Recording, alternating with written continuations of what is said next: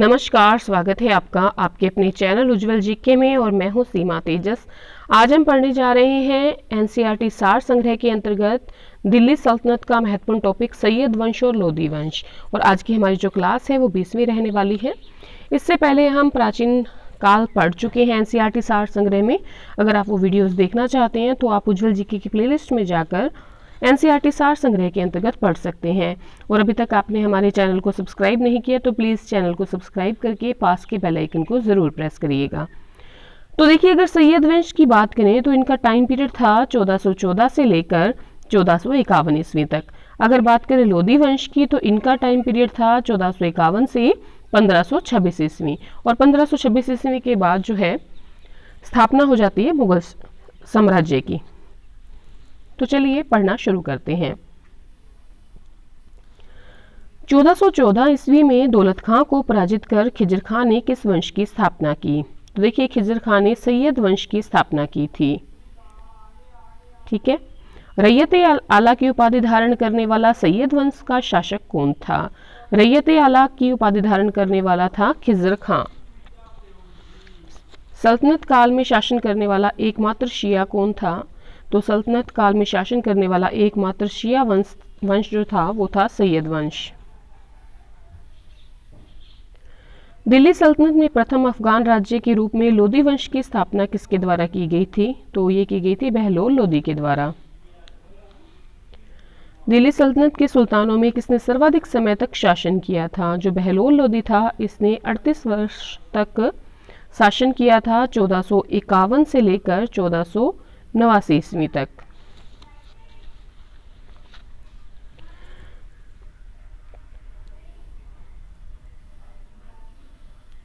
किस सुल्तान के बारे में अब्दुल्लाह ने अपनी पुस्तक तारीख-ए-दाऊदी में लिखा है कि जब वह अपने सरदारों के साथ मिलता था तो कभी सिंहासन पर नहीं बैठता था? बहलोल लोदी के बारे में तारीख-ए-दाऊदी में अब्दुल्लाह ने ऐसा लिखा है। किस सुल्तान ने आगरा नगर की स्थापना करके उसे अपनी राजधानी बनाया? आगरा नगर की स्थापना की थी सिकंदर लोदी ने और उसे अपनी राजधानी बनाया था। सिकंदर लोदी ने भूमि की माप के लिए किस पैमाने का प्रयोग आरंभ किया? गज ए सिकंदरी। गज ए सिकंदरी जो है भूमि माप के लिए सिकंदर लोदी ने पैमाने के रूप में प्रयोग किया। सुल्तान की उपाधि धारण करने वाला लोदी वंश का पहला शासक था सिकंदर लोदी। देखिए, सिकंदर लोदी जो था उसने मुसलमानों में प्रचलित अनेक कुप्रथाओं की, जैसे कि मुहर्रम पर ताजिया निकालना, महिलाओं की पीरों पर मज़ारों पर जाना या उनकी याद में जुलूस निकालने पर किसने प्रतिबंध लगाया था? तो ये लगाया था सिकंदर लोदी ने। ठीक है, चलिए आगे पढ़ते हैं। आगे बात करेंगे मामलुक वंश की। तो मामलुक वंश का संस्थापक कौन था? ऐबक था। आपको ऐबक की बात करें तो ऐबक ने 84 वर्ष तक जो है शासन की जो मामलुक वंश का जो शासन था वो था 84 वर्ष तक। ठीक है, जिसकी स्थापना किसने की थी? ऐबक ने की थी। और ये मामलुक वंश का जो शासन था वो था 1206 से लेकर 1290 ईस्वी तक। नेक्स्ट है खिलजी वंश का संस्थापक कौन था? जलालुद्दीन खिलजी जो था वो खिलजी वंश का संस्थापक था। और अगर खिलजी वंश की बात करें तो इस वंश का शासनकाल था 30 वर्ष। अगर बात करें टाइम पीरियड की तो 1290 से लेकर 1320 तक खिलजी वंश ने शासन किया था। तुगलक वंश का संस्थापक गयासुद्दीन तुगलक था और इस वंश का शासनकाल था 94 वर्ष। अगर तुगलक वंश की बात करें तो 1320 से लेकर 1414 ईस्वी तक तुगलक वंश ने शासन किया था। सैयद वंश का संस्थापक खिजर खां था और सैयद वंश का शासनकाल था 37 वर्ष। टाइम पीरियड देखें तो 1414 से लेकर 1450 ईस्वी।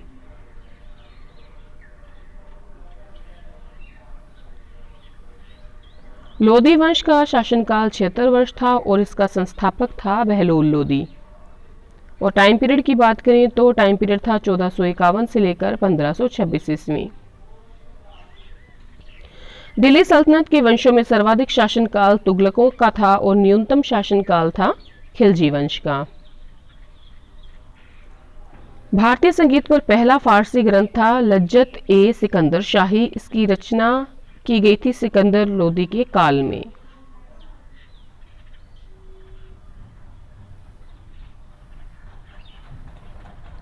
सिकंदर लोदी जो है वो गुलरुखी नाम से कविताएं लिखा करता था। लोदी वंश के साथ साथ दिल्ली सल्तनत का अंतिम सुल्तान था इब्राहिम लोदी। वर्ष 1518 में लड़े गए खातौली के युद्ध में इब्राहिम लोदी ने महाराणा सांगा को पराजित किया था।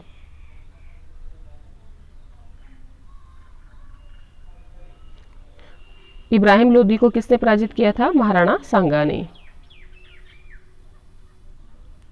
पानीपत के पहले युद्ध में बाबर ने पराजित किया था इब्राहिम लोदी को। किस सुल्तान की मृत्यु के पश्चात भारत में मुगल वंश की स्थापना हो जाती है? इब्राहिम लोदी की मृत्यु के पश्चात। देखिए, इब्राहिम लोदी दिल्ली सल्तनत का एकमात्र ऐसा सुल्तान था जो रणभूमि में वीरगति को प्राप्त हुआ था। भारत में पोलो खेलने का प्रचलन किस शासक ने शुरू किया? किन्होंने शुरू किया था? तो तुर्कों ने। सल्तनत काल में दस्तार बंदान किसे कहा जाता था? तो दस्तार बंदान कहा जाता था उलेमा वर्ग को।